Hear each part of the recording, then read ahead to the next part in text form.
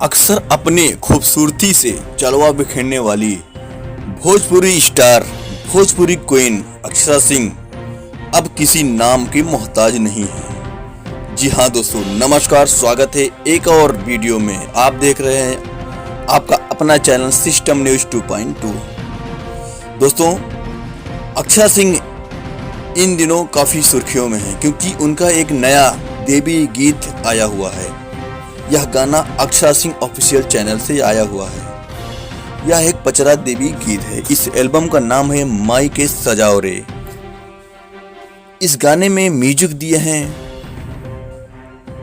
शिशिर पांडे। इस गाने के लेखक हैं छोटू यादव। इस गाने के सिंगर जो हैं अक्षरा सिंह। यह गाना यूट्यूब पर 13 घंटों में मात्र 30,000 व्यू क्रॉस किया हुआ है।